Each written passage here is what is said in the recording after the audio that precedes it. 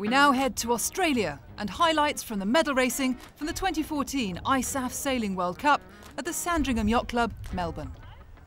Hundreds of competitors from 33 countries took part, eager to put an early marker down for the 2015 season, but more importantly, end 2014 on a high. Over the course of the event, the wind was at times light and patchy, but then dialed up nicely come the final day's racing. Racing began in cool and gusty southerly 15 to 20 knot winds on Port Phillip Bay.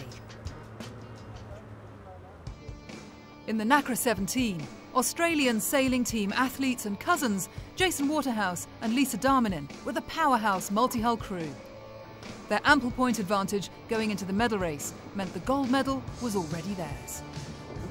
Olympic silver medalists and teammates Darren Bundock and Nina Curtis took the silver by 1 point, and in an Aussie podium clean sweep, Ewan McNichol and Lucinda Whitty took the bronze.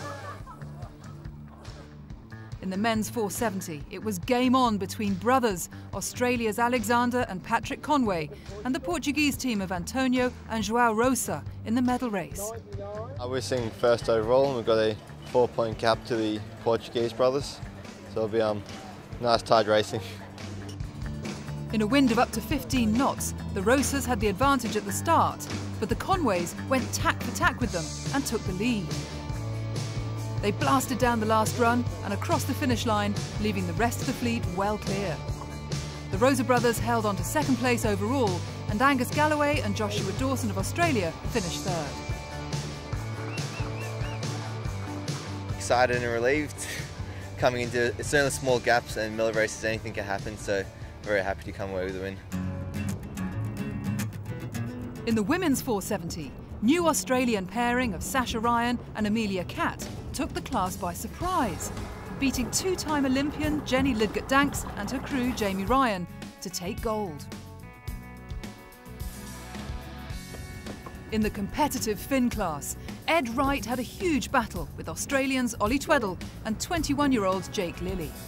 In varying conditions, experience told, with Ed Wright constantly covering each move from Tweddle and Lilly to take the hard-fought win. I wanted to try and take Ed today if I could, but he sailed really well all week, and it's been great to have him over here. I'm really happy to have finished second place. It was, close, but I think I felt like I was in control the whole race. I managed to get a nice little shift on the right-hand side, and it just put me ahead at the top mark, and I pulled away.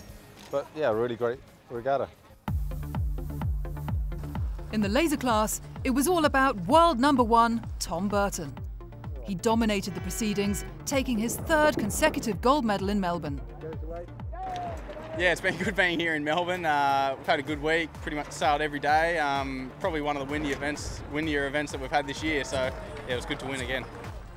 Second place finisher, Australian Matt Wern, is in unbeatable form, but things could change in 2015. Third was New Zealand's Michael Bullett.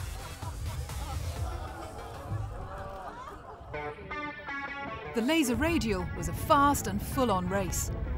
Alison Young of Britain came to the start line with an unassailable lead, but there was a good chance of the minor podium places shuffling as the talented fleet took off in fresh conditions.